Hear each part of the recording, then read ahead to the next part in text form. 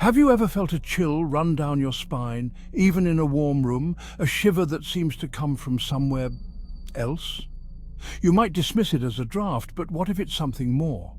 What if our world exists alongside another, a realm unseen but constantly present?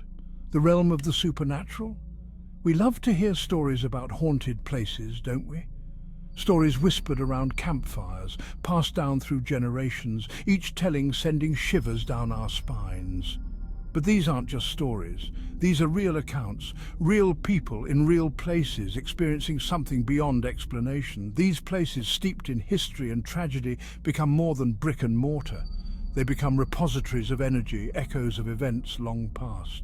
They become haunted.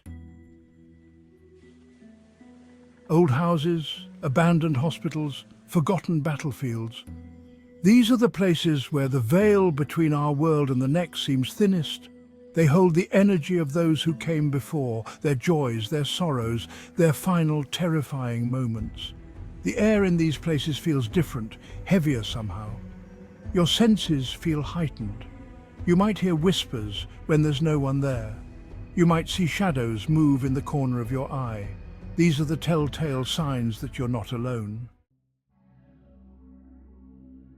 Why are we so drawn to these stories, even though they frighten us? Maybe it's because they tap into our deepest fears, the fear of the unknown, the fear of being alone, the fear of being trapped. But there's another fear, isn't there? The fear of the supernatural itself.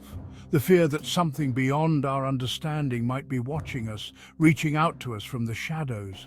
It's this primal fear that keeps us coming back for more, that makes us crave the adrenaline rush of a good scare. But it's also this fear that allows us to confront the unknown, to stare into the darkness and find, well, perhaps not answers, but a thrilling sense of awe. Section 4. Whispers from Beyond the Grave, Tales of the Haunted. Take, for example, the Waverly Hills Sanatorium in Kentucky. Once a beacon of hope for tuberculosis patients, it became a place of unimaginable suffering and death. Today, it's said to be haunted by the spirits of those who perished within its walls, their anguished cries echoing through the empty halls. Or consider the Queen Mary, a majestic ocean liner now permanently docked in Long Beach, California. Its glamorous past belies a darker history of accidents, disappearances, and unexplained phenomena. Passengers and crew members have reported encounters with spectral figures, phantom children playing in the corridors, and the chilling feeling of being constantly watched. These are just two of countless haunted locations scattered across the globe, each with its own chilling tales to tell. Section 5. Terror at the Stanley Hotel, a night of unrelenting dread. I'll never forget my encounter with the supernatural at the Stanley Hotel in Colorado.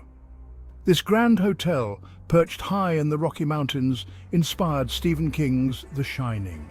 My team and I investigated the hotel's paranormal activity drawn by its spectral apparitions.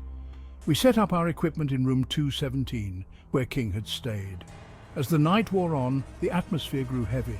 The temperature dropped, and we heard strange noises. Children laughing, disembodied voices. The laughter grew louder, echoing through the hallway. A cold spot formed, and I felt an unseen presence beside me. It was a moment of pure terror, sending shivers down my spine. Section 6. The lingering presence. The supernatural is closer than we think. It lurks in the shadows, whispers in the wind. These encounters stay with us. They make us question everything. So the next time you hear a bump in the night, don't dismiss it. You might be brushing up against the unseen world. Have you ever had a spooky encounter? Share your story in the comments below.